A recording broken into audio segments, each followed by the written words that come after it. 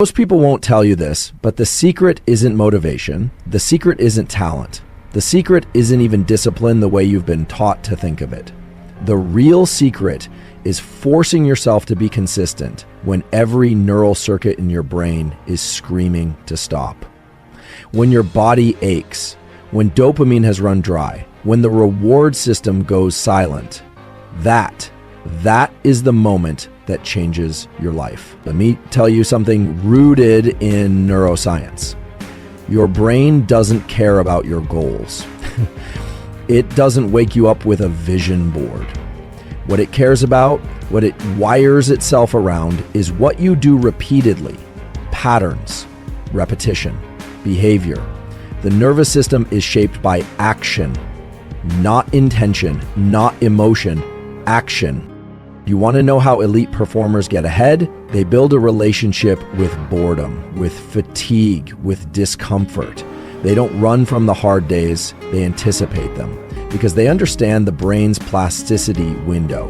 The idea that what you do when it's hardest is what gets carved deepest into your neural architecture. So what does that mean? It means you need to force yourself to be consistent. Not once, not twice, but every single time you said you would. Why? Because your brain is watching. Your nervous system is adapting. Every time you choose to stay the course, to show up, to do the reps, whether it's physical, mental, emotional, you are training your future self. And here's what most people miss. Forcing yourself doesn't make you rigid. It makes you resilient. It doesn't limit your freedom. It builds it. Because the person who can do the hard thing when it doesn't feel good, when no one is clapping, when everything in their biology says stop, that person is untouchable. That person becomes unbreakable. Your goals don't care how you feel.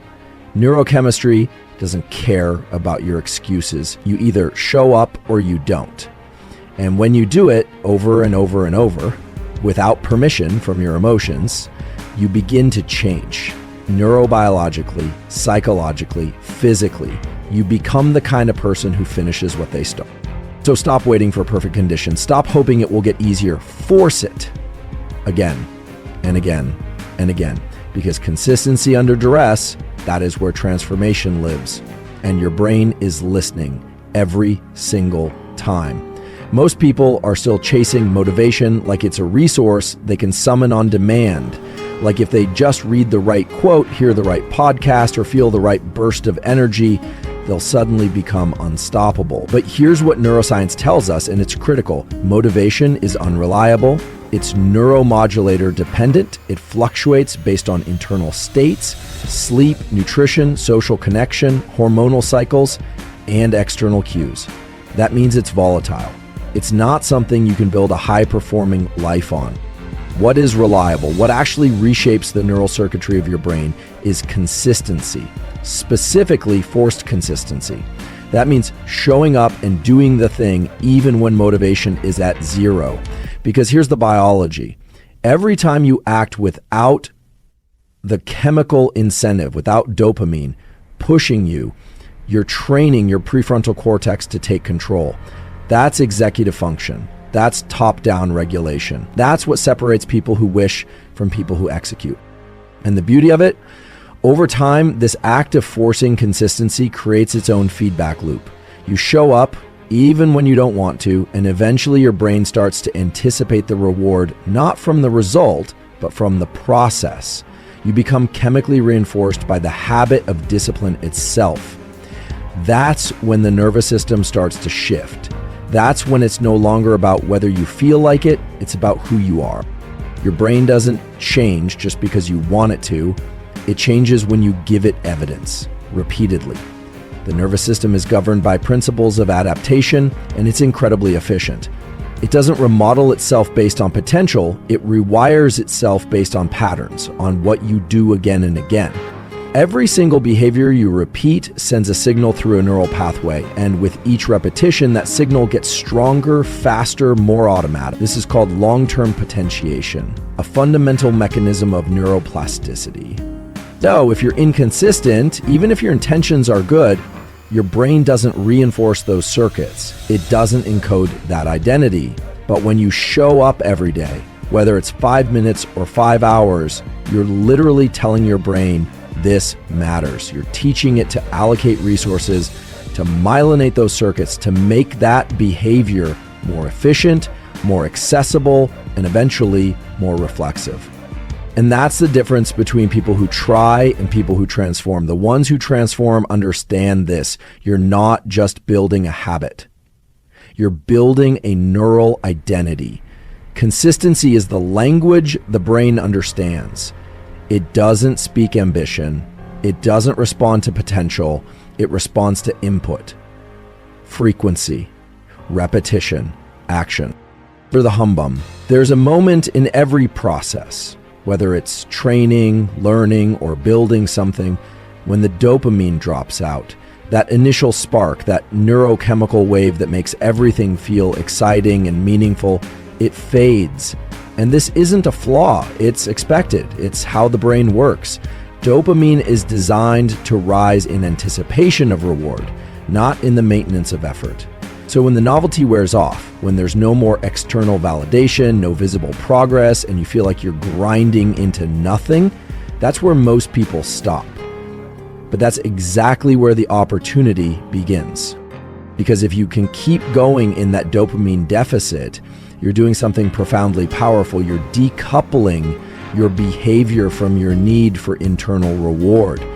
You're building what we call persistent circuits, neural pathways that don't depend on spikes in motivation to function. Instead, they depend on your prefrontal cortex, the part of the brain responsible for goal direction, long-term vision, and deliberate control. When you continue acting without the chemical high, your brain starts to shift the way it assigns value. It learns this behavior happens no matter what. And that's when real endurance is built. It's not about chasing the next dopamine hit. It's about becoming someone who can operate regardless of the emotional landscape. That's what separates short-term intensity from long-term success. You want a breakthrough? Stay consistent after the dopamine is gone. Most people misinterpret boredom and discomfort as signs to pivot or quit. But in neuroscience, those signals are actually markers that you've entered the zone of real neurological adaptation.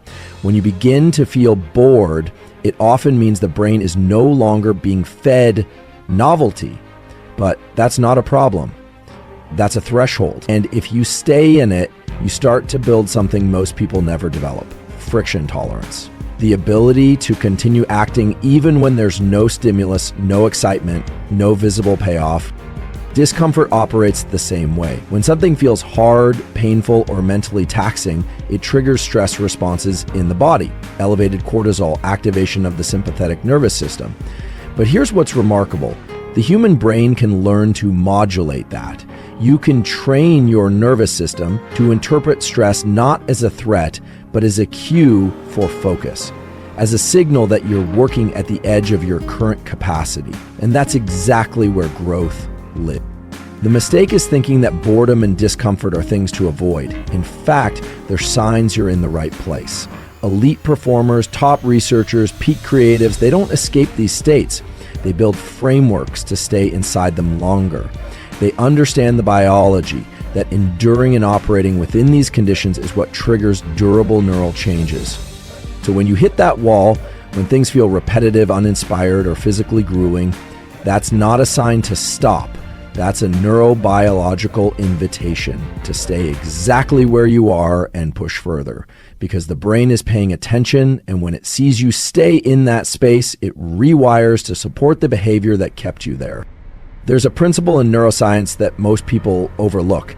Neuroplasticity doesn't happen when you're comfortable. It happens when your system is under strain, when you're pushing against resistance, when you're operating in that zone just beyond what feels manageable. That's where the brain becomes malleable. That's when it starts listening most closely to what you're doing. And this is key. What you do during those hard moments is what gets encoded. Think about that. When everything in your body says stop, when your muscles are fatigued, your focus is fading, your emotions are volatile, and you still execute, still follow through, you're sending a powerful signal to your nervous system. This behavior matters even under pressure. That's how you reinforce it. That's how you hardwire. It's not about just surviving those moments. It's about recognizing them as plasticity windows, openings, where the nervous system is primed to absorb whatever behavior you feed it. And if that behavior is consistency, if that behavior is effort without excuse, that's what gets baked into the architecture of your brain. Every time you act, especially when it's difficult, you're not just completing a task. You're casting a vote for the type of person your brain believes you are, and the nervous system tracks that. Not in abstract terms, but in real structural changes. Synaptic connections strengthen around the behaviors you repeat, not the intentions you set. So if you consistently follow through, even when you're tired, distracted, uninspired, you're literally sculpting the identity of someone who is reliable, someone who finishes, someone who endures. And this isn't philosophical, it's biological. The brain works through feedback. When you take action, even small, and especially in moments of resistance, you reinforce circuits in the prefrontal cortex associated with self-direction and internal control. That becomes your baseline. That becomes the default wiring. Your system begins to expect consistency from you, and it starts automating that behavior. Over time, what was once forced becomes reflexive. But it cuts both ways. If you break promises to yourself, skip the work, delay the practice, make excuses, your brain encodes that pattern too. It learns that discomfort equals escape, that challenge equals retreat. And that becomes the identity, not because you chose it, but because that's what you repeated. So this is about more than willpower. It's about identity construction through behavior, built on the foundation of neuroplasticity. Every time you override resistance and show up anyway, you are hardwiring the belief that you are the type of person who does, not dreams, not plans, does. One of the most important distinctions to understand, especially if you want to rewire your life at the level of the brain, is that action changes the system, not intention. You can journal about goals, you can visualize success, you can map out detailed plans, but until you act, your nervous system treats all of that as noise, because neurons don't fire and wire based on what you hope to do. They wire based on what you actually do.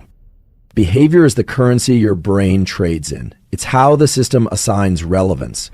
Every time you take a concrete step, especially a repeated one, you're reinforcing specific neural pathways. That becomes your internal model. That's how the brain decides what to make easier, more automatic, more available the next time. The more you act, the more efficient the circuitry becomes, and the more efficient the circuitry becomes, the less energy it takes to act again. That's how habits form at a neural level, through execution, not contemplation. So if you're waiting until it feels right to start, you're misunderstanding the system. It's the behavior that creates the feeling over time, not the other way around. You act first, and then your nervous system starts to catch up. It begins to associate effort with familiarity, repetition with confidence, struggle with progress. That's when momentum becomes physiological, not just psychological. In other words, your thoughts don't drive transformation, your actions do, and when those actions are repeated under pressure without needing permission from your emotional state, that's when the nervous system starts to see that behavior as part of your identity, not something you do, someone you are. The moment you force yourself to act when it's uncomfortable, inconvenient, or completely against your emotional grain, you begin building something far more valuable than motivation, resilience. And not just mental resilience, but physiological resilience. Your nervous system learns through exposure. It adapts to stress through controlled doses of strain. So when you consistently show up, especially on the days you feel resistance, you're training your system to tolerate more, to recover faster, and to remain stable under pressure. Here's how it works. Every time you override the impulse to quit, you engage top-down control from the prefrontal cortex. That means you're strengthening the very circuits responsible for emotional regulation, decision-making, and sustained focus. Over time, these circuits become more dominant, and as they strengthen, your baseline shifts.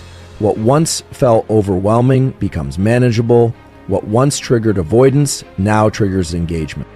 And that's where the real shift happens. Because the person who can take action without needing ideal conditions becomes immune to the fluctuations of mood, energy, and environment. It's not just willpower, it's neurological conditioning. You've trained your autonomic system to stay regulated in adversity. You've built stress tolerance at the level of the brainstem and limbic system. You don't just look consistent, you are consistent because your entire physiology has been shaped by repeated exposure to discomfort without retreat. And that's what builds real confidence, not because things get easier, but because you get stronger. The system no longer panics when stress shows up, it gets to work. It executes. And that's the kind of resilience no external factor can touch. Self-discipline isn't something you're born with. It's not a trait that's fixed at birth, nor is it a skill that you simply acquire with age. What self-discipline truly is, at its core, is neural conditioning. And the incredible thing is, it's one of the most malleable aspects of our biology. Through consistent, repeated action, particularly under pressure, we can train our nervous system to prefer doing the hard thing, to find meaning in the struggle, and to tolerate discomfort without flinching. And here's the paradox. While it feels like you're forcing yourself through sheer willpower, what you're really doing is training a part of your brain to automatically choose the right behavior, even without the active decision-making process. This is automatic discipline, where the action becomes ingrained and the effort feels less like effort because it's hardwired into your system. The more you condition your system in this way, the more it becomes part of your natural behavior. Self-discipline isn't a force you have to summon from some deep reservoir inside you. It's a skill that you hone and develop through consistent neural reinforcement, just like learning to play an instrument or training your body for physical endurance. And the beautiful part is that the more you practice it, the more automatic it becomes. It no longer feels like pushing a boulder uphill. It feels like a part of who you are. You see, transformation doesn't happen in the moments of ease or comfort. It doesn't happen when everything aligns, when the conditions are perfect. Transformation happens in the moments when you want to quit, when you feel like you can't go any further, when it's hardest to keep going. And that's precisely when the brain is primed for the most profound change. When you push through in these moments, when you show up despite the resistance, you're creating new neural patterns that never existed before. Here's why that matters.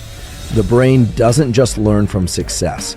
It learns from struggle, from challenge, from friction. When you force yourself to stay the course during adversity, the nervous system adapts in a way that makes that behavior easier the next time. Every time you fight through that discomfort, you're creating a new neural baseline, a new level of capacity. You teach your system that you can handle more. You teach it that obstacles are not walls, they are stepping stones. The brain learns to seek solutions, not to retreat. And it's not just a one-time shift, it's cumulative. The more you force yourself to act when it's hardest, the more you expand your threshold. The more you build capacity for stress, for challenge, for uncertainty. This is how elite performers build their careers, how athletes push past plateaus, how creators make their best work. It's not that they don't feel the pressure, they've simply trained their nervous system to stay in it, to remain productive, to keep going when others would falter. So when you face those moments when quitting feels like the easy answer, remember, that is where your future self is being made. In those moments, you are building the person you are becoming. Your nervous system is molding itself to reflect the actions you take now. If you back down, you reinforce weakness. But if you push through, you reinforce strength, resilience, and a mindset that can handle whatever comes next.